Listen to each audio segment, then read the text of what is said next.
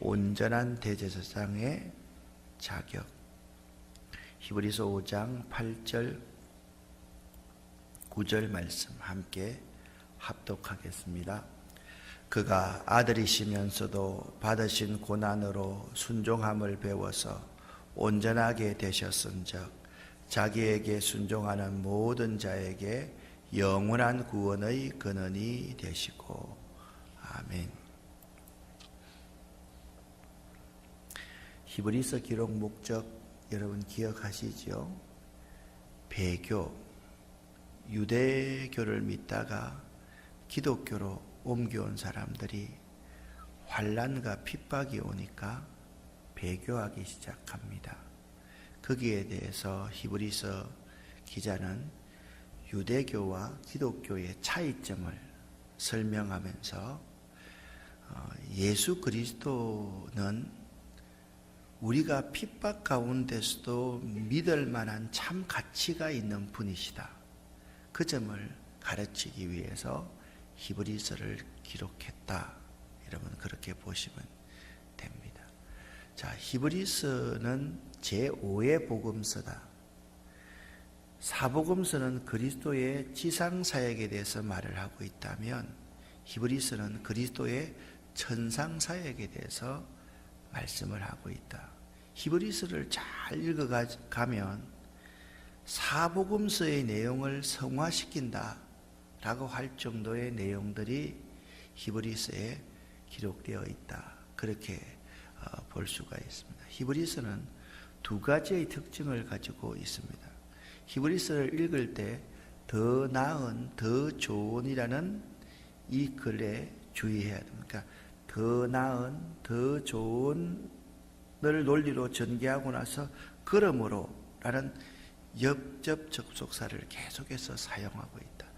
더 나은, 더 좋은. 그러니까 그리스도는 천사보다 더 뛰어나신 분이시다. 그러므로 그리스도는 모세보다 더 뛰어나신 분이시다. 그러므로 그리스도는 여호수아보다 더 뛰어난 분이시다. 그러므로 모세는 무엇을 상징합니까? 광야에 있어서의 고난을 상징하고 있는 것이다. 여호수아는 무엇을 말하고 있습니까? 가나안 땅 안식을 이야기하고 있다. 그때 여호수아와 모세가 언급된다. 그래서 4장까지 이렇게 여러분들이 쭉 보면서 느낄 수 있어야 되는 것은 이렇게 해서 우리에게 대제사장이 필요하시다. 그 대제사장이 그리스도시다. 그게 4장 마지막까지의 내용이었습니다. 5장은 그래서 온전한 대제사장이신 예수 그리스도에 대해서 말씀을 하고 있다. 또 한 가지 히브리서의 특징은 뭐냐? 각 장을 읽을 때마다 예수 그리스도만이 가장 존귀하신 분이다 라는 고백을 여러분들 스스로가 하고 그것을 발견해야만 됩니다. 내 인생에 가장 존귀하신 분은 예수 그리스도 한 분밖에 없다. 이 세상 무엇과도 비교할 수 없는 예수 그리스도. 자, 여러분 생각을 해보세요. 예수 그리스도가 이 세상 무엇과도 비교할 수 없는 가장 가치 있는 분이십니다 라고 고백하면 어려운 일이 있으면 배교하겠어요? 배교하지 않겠어요? 과거로 돌아가겠어요? 돌아가지 않겠어요? 왜? 이분이 가장 가치 있는 분이기 때문에 이분을 위해서 목숨을 바치면서 이분을 믿어야 되는 존재인데 여러분들이 다시 유대교로 돌아가려고 하는 이유가 뭐냐? 내가 보니까 여러분들이 예수 그리스도가 참으로 존귀하신 분이라는 것을 잘 모르고 깨닫지 못하기 때문에 그런 것이다. 왜 자꾸 유대교에 있을 때 여러분들은 젖을 먹는 어린아이와 같았는데 예수 그리스도를 믿고 기독교로 들어와서 여러분들이 단단한 음식을 먹도록 지금까지 훈련해 왔는데 왜 다시 젖먹이로 돌아가려고 하느냐? 그 점에 대해서 말을 하고 있어요. 아이들이 있잖아요. 좀 컸는데 말을 안 들으면 야, 다시 엄마 찌찌 줄까? 그렇게 하면 아이들이 좋아해요? 창피해요? 좋아해요? 굉장히 창피해합니다. 왜? 자기는 이제 단단한 음식을 먹을 수 있는데 왜 자꾸 엄마 찌찌 주려고 그러느냐고 하면서 아니라고 말 안 듣다가도 다시 엄마 찌찌 줄까?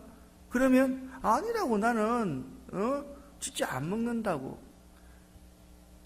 똑같은 논리입니다. 유대교를 믿다가 예수를 믿은 참 가치 있는 그분을 따르는 사람이 조금만 어려움이 있다고 해서 나 이제 안 믿어. 다 돌아갈 거야. 라고 생각해서는 된다 안 된다? 안 된다라는 거죠. 우리 가운데도 그런 사람들 좀 있잖아요. 심심하면 간두겠다. 못 믿겠다. 자, 죽었으면 좋겠다. 이게 무슨 가치가 있나? 여러분, 그런 사람들은요, 단단한 음식을 먹는 사람이 아니라 아직 연약한 음식을 먹는 사람이다. 이 점을 히브리서에서는 우리에게 가르쳐주고 있습니다. 자, 히브리서 5장에서 나타나는 한 인물이 있습니다. 누구냐면 멜기세덱이라는 인물이 있습니다. 이 멜기세덱과 예수 그리스도를 비교하고 있습니다. 예수 그리스도는 멜기세덱의 유형에 따른 대제사장이다. 이 점을 그들에게 가르쳐주고 있습니다. 그런데 왜 멜기세덱이 갑자기 나오냐? 신약적인 사람한테는 사실 멜기세덱이 필요가 없어요. 그런데 유대인들은 유대인들의 경전이 뭐예요? 율법서 모세오경 아닙니까? 모세오경이 뭡니까? 창세기, 출애굽기, 레위기, 민수기, 신명기, 이 책들이 유대인들의 경전입니다. 여기서 어떤 근거를 딱 뽑아와서 그들에게 이해시키고 설득시켜야지 그들이 복음을 다시 받아들이고 다시 돌아올 것 아닙니까? 그래서 창세기 14장에 나오는 아브라함의 성전보에서 나오는 멜기세덱의 반차를 쫓아 예수 그리스도가 우리의 구원자 대제사장이 되셨다라는 설명을 하면 유대인들이 다시 돌아오겠죠. 그렇죠? 그래서 그런 설명을 오늘 비교하면서 하고 있습니다. 자, 대제사장이 되려고 하면 몇 가지의 조건이 있습니다. 자, 대제사장은 신이 합니까? 사람이 합니까? 사람이 하죠. 틀려도 좋으니까 크게 말씀하죠. 그러니까 대제사장마다 사람 가운데 택한 자여야 한다. 그렇게 여러분 먼저 딱 알아야 돼요. 자, 그런데 대제사장을 자기가 하고 싶다고 할 수 있어요? 없어요? 없습니다. 그래서 이 종기는 아무도 스스로 취하지 못하고 하나님의 부르심을 받은 자라야 대제사장이 될 수가 있다라는 것입니다. 그래서 유대인들은 멜기세덱의 반차를 따른 아론의 후손 그들만 대제사장이 될 수 있다. 내가 영원히 멜기세덱의 반차를 따르는 대제사장이 되어야지 대제사장이 될 수 있다라고 생각을 했던 거예요. 그런데 자기 스스로가 제사장직을 수행하다가 벌을 받은 사람들이 있어요. 구약에 고라 일당. 고라 일당들은 자기 스스로가 지도자가 되려고 하다가 벌을 받았습니다. 또 있습니다. 사울왕. 이제 참 역시 사울왕. 또 한 사람의 왕이 있습니다. 누굽니까? 우시야. 우시야 왕이 자기가 대제사장직을 수행하다가 뭐예요? 문둥병에 걸리게 된 거죠. 그러니까 대제사장직은요, 스스로 하고 싶다고 하는 것이 아니에요. 사람 가운데서 취한 자이면서 하나님의 부르심, 신적 기원이 있는 사람만이 대제사장이 될 수가 있고, 유대인들은 반드시 멜기세덱의 반차를 따른 사람만 대제사장이 될 수 있다. 아론의 계열만 대제사장이 될 수 있다. 그렇게 생각하고 있는 거예요. 그런데 이 대제사장은 어떤 사역을 하느냐? 그 사역을 우리가 알아야만 됩니다. 1절 하반절 말씀에 하나님께 속한 일에 사람을 위하여 예물과 속죄하는 제사를 드리는 분이 대제사장입니다. 속죄하는 제사를 드리는 사람이 대제사장. 누구를 위하여서? 사람을 위해서. 근데 구약에서는 속죄를 어떻게 했습니까? 짐승의 피로 했습니다. 또 2절 말씀을 보니까 그 대제사장이신 예수 그리스도는 무식하고 미혹한 자를 능히 용납할 수 있다. 무식하고 미혹에 빠지는 사람이 누구야? 알지 못하고 항상 조금만 유혹이 오면 흔들리는 사람. 어떤 사람이에요? 예? 유대교를 믿다가 다시 기독교로 돌아왔는데 다시 유대교로 돌아가려고 한 사람. 이런 사람들과 우리들 같은 사람이 무식하고 미혹하면 그 미혹에 쉽게 빠지는 자들이라는 거예요. 그런데 그분은 그런 자라 할지라도, 미혹을 당하고 잘 모르는 자라 할지라도 모든 것을 다 용납하시는 분이다. 죄지어도 벌받게 하시는 분이 아니라 그 죄를 깨달아 알면 다시 용납해 줄 수 있는 분이 대제사장이시다. 왜 그렇습니까? 그가 우리와 똑같이 추위도 느끼시고 배고픔도 느끼시고 피곤도 하셔서 졸기도 하시고 시장하시면 무엇을 드시려야 되고 불쌍한 사람을 보면 눈물도 흘리신 우리와 똑같은 분이시다. 자, 요한복음 3장 16절만큼이나 중요한 성경구절이 히브리서 4장 15절에 있다. 4장 15절은 어렵지 않습니다. 5입니다. 4 더하기 1은 5입니다. 뭡니까? 그는 우리와 똑같이 연약한 자로서 우리와 한결같은 시험을 받으신 자로 돼. 뭐가 없으시니라? 죄가 없으시니라. 이게 예수 그리스도의 인성과 신성을 논할 때 가장 중요한 성경 구절입니다. 죄가 없으신 분이 예수 그리스도입니다. 그런데 예수 그리스도는 죄가 없으신 분이시지만 어떤 분이에요? 우리와 똑같이 연약하시고 우리와 똑같이 한결같이 시험을 받으신 분이십니다. 그분은 사람의 모양을 입고 이 땅에 오셨습니다. 이렇게 말합니다. 그가 무식하고 미혹된 자를 능히 용납할 수 있는 것은 자기도 연약에 휩싸여 있음이라. 그러므로, 또 이게 그러므로라는 단어가 나온다는 것을 여러분 알아요. 그러므로 백성을 위하여 속죄제를 드림과 같이 자신을 위하여 드리는 것도 마땅하니라. 왜냐하면 자신이 인간의 몸을 입고 이 땅에 오신 분이기 때문에. 5절입니다. 또한 이와 같이 그리스도께서 대제사장 되심도 스스로 영광을 취하심이 아니요 오직 말씀하신 이가 그에게 이르시되. 이 말씀하신 이는 누굽니까? 하나님입니다. 계속해서 지금 1장부터 무슨 말씀을, 천사에게는 아름다운 이름을 주셨습니까? 아름다운 이름을 안 주었습니까? 안 주었지요, 그죠? 예수 그리스도만 아름다운 이름을 가졌습니다. 예수 그리스도에게만은 많이 너는 내 아들이라, 오늘날 내가 너를 낳았도다, 계속해서 말씀을 하고, 천사에게 그런 말 한 적이 있습니까? 없습니까? 없습니다. 오늘도 이렇게 말합니다. 말씀하신 이가 이르시되 너는 내 아들이니 내가 오늘 너를 낳았다고 말하면서 영원히 멜기세덱의 반차를 따르는 제사장이 예수 그리스도시다. 예수 그리스도는 참된 제사장의 자격을 다 갖춘 분입니다. 사람 가운데 지혜하신 분이시고 하나님의 부르심, 신적 기원이 있는 분이시고 멜기세덱의 반차를 쫓아 따르신 분이시다. 그 예수 그리스도는 이런 분이십니다. 아들이시면서도 순종함을 배워가서 우리를 구원하신 대제사장이 예수 그리스도이시다.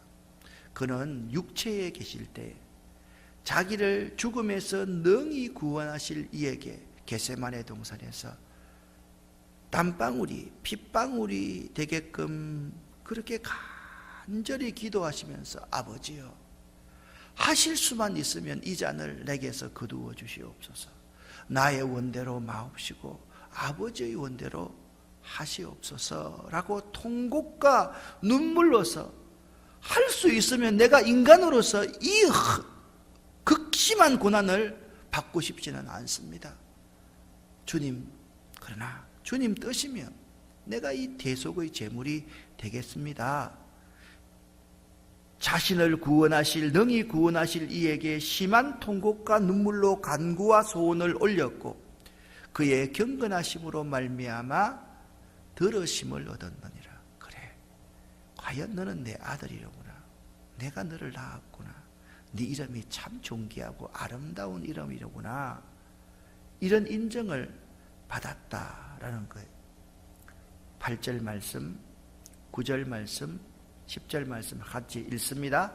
그가 아들이시면서도 받으신 고난으로 순종함을 배워서 온전하게 되셨은즉 자기에게 순종하는 모든 자에게 영원한 구원의 근원이 되시고 하나님께 멜기세덱의 반차를 따른 대제사장이라 칭함을 받으셨느니라.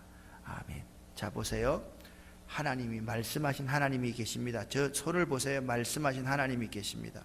이 말씀하신 하나님에 의해서 너는 내 아들이라 내가 오늘 너를 낳았다고 칭함받은 분이 누굽니까?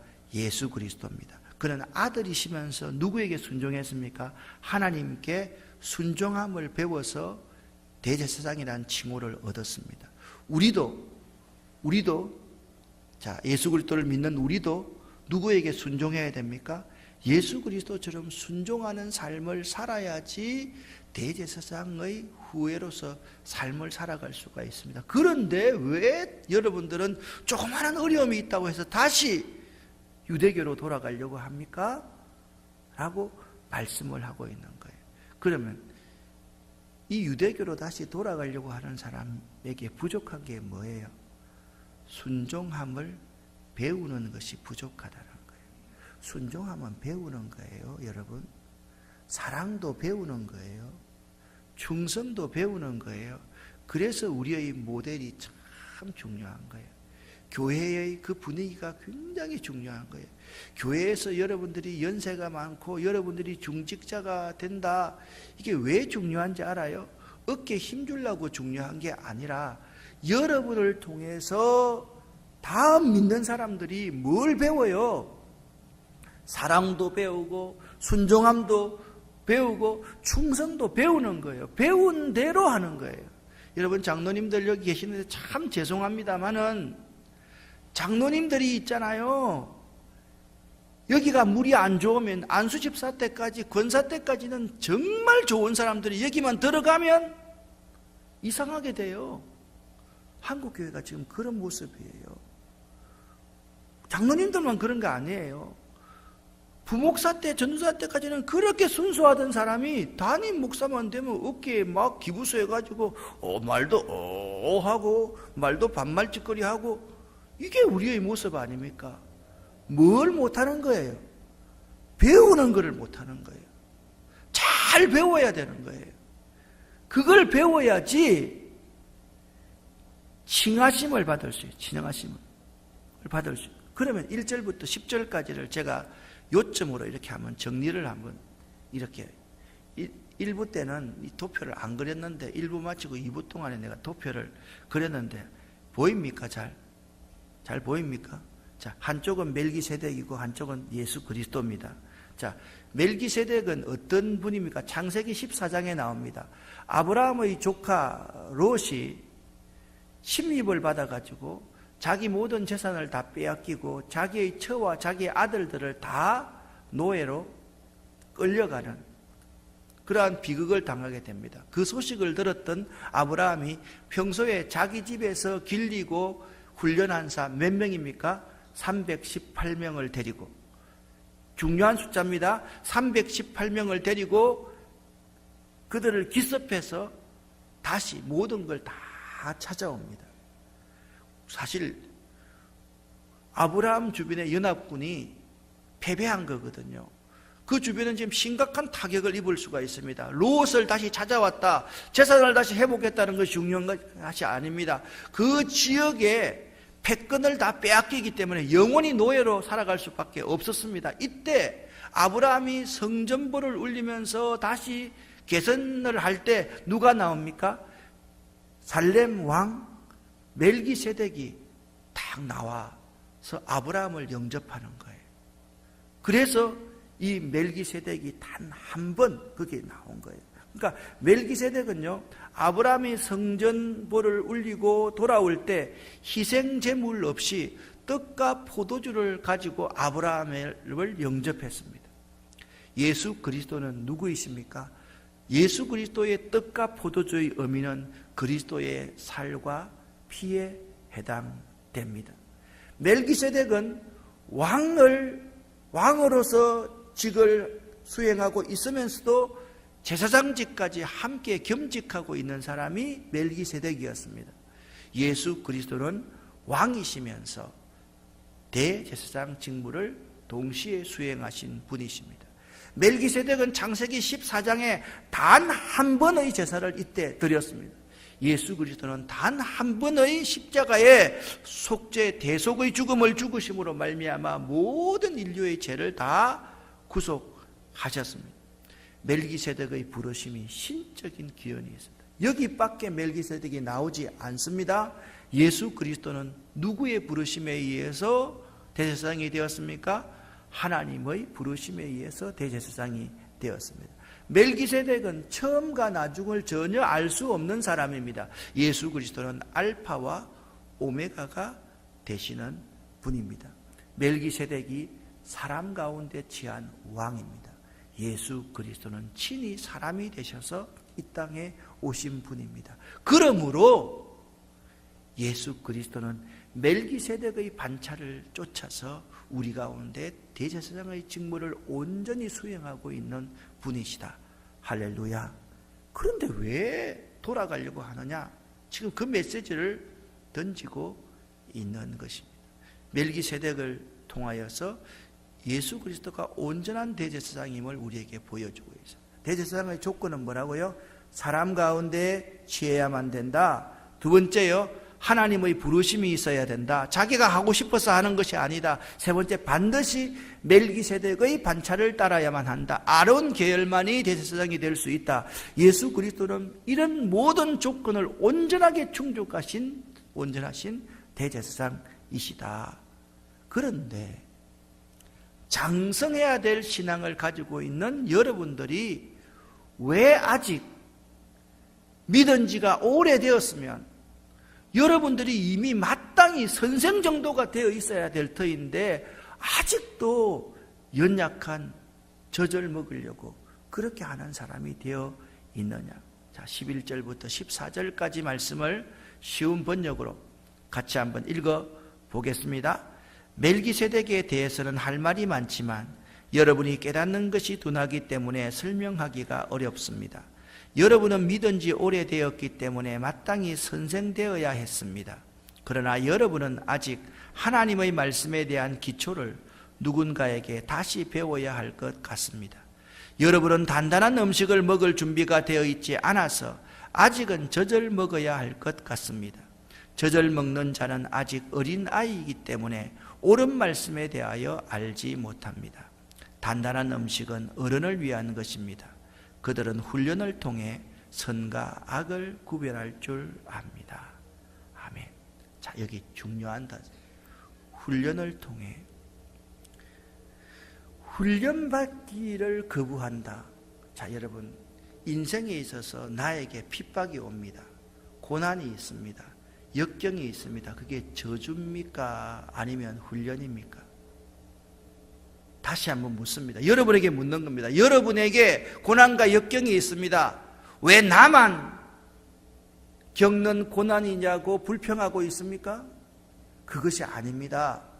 그것은 여러분과 저에게 단단한 음식을 먹게 하기 위한 훈련의 과정이다. 연단의 과정이라는 사실을 잊지 마시기를 예수 이름으로 간절히 축원합니다. 훈련을 잘 통과한 사람은 어느 것이 선이고 어느 것이 악인지를 잘 알 수 있습니다. 훈련을 잘 받은 사람은 예수 그리스도만이 나에게 있어서 참 존귀한 분이기 때문에 그 예수 그리스도를 위해서 내 모든 생을 바칠 수 있는 사람입니다. 그런데 훈련을 받지 않는 사람, 모델을 따라가지 않는 사람은 어려움을 당하면 예수 그리스도를 버리고 배교하는 사람들이 되는 것입니다. 여러분은 어떤 길을 걷기를 원하십니까? 그렇게 말씀하고 있다라는 거예요. 참 고맙잖아요. 얼마나 감사한가요? 자, 여러분, 멜기세덱이 나왔을 때 아브라함이 했던 일이 있습니다. 뭡니까? 자기 소유의 10분의 1을 멜기세덱에게 드립니다. 이게 무슨 의미입니까? 11조의 근원이다? 물론 그렇게 말할 수 있습니다. 그거 아닌 거예요. 아브라함이 멜기세덱에게 제사장이고 왕인 멜기세덱에게 10의 1조를 드렸다는 것은 어떤 의미가 있습니까? 내 인생 전부가 하나님의 것입니다 라는 고백을 하고 있는 것이라는 거예요. 우리 한 사람 한 사람들이 이런 고백을 할 수 있어야 됩니다. 예수 그리스도만이 나의 인생에 참으로 존귀한 가치가 있는 것이기 때문에 내 인생은 예수 그리스도 당신을 위해서 쓰겠습니다. 내 인생의 존재 이유가 예수 그리스도 당신입니다 라고 고백할 수 있는 것이 11조의 삶이다라는 거예요. 그럼 오늘날 우리의 삶에서 11조 하지 못하는 사람은 알고 보면 내 인생에 필요한 것만 주님 거고 나머지는 내 겁니다 라고 고백하면서 살아가는 사람이라는 거죠.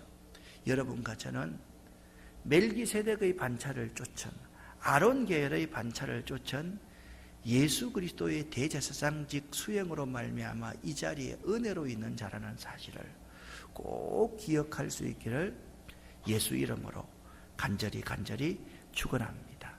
다시 한번 이 도표를 잘 한번 보시기를 바랍니다. 예수 그리스도는 우리를 위해서, 여러분을 위해서 살과 피를 쏟아부어 주셨습니다. 예수 그리스도는 대제사장으로서 여러분의 죄를 속해 주셨습니다. 그것도 단 한 번으로 말입니다. 우리도 하나님의 부르심으로 이 자리에 있다.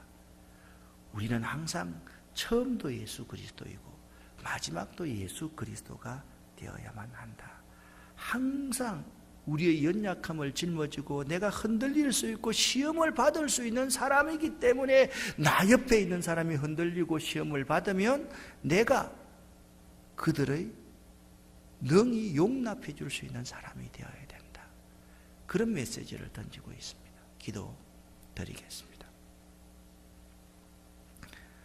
하나님 아버지여, 감사합니다.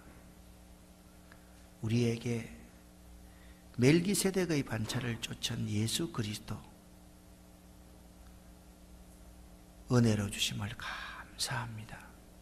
예수 그리스도는 내 삶에 가장 존귀하신 가치이십니다. 이 고백이 우리들의 고백이 되기를 원합니다. 오늘도 예수 그리스도만이 내 인생의 가장 존귀한 가치임을 고백하는 저희들 되기를 원합니다. 우리 모두에게 하늘의 놀라운 복을 내려주시옵소서. 화요일 밤 12시부터 수요일 밤 12시까지 24시간 연속 기도회를 하려고 합니다.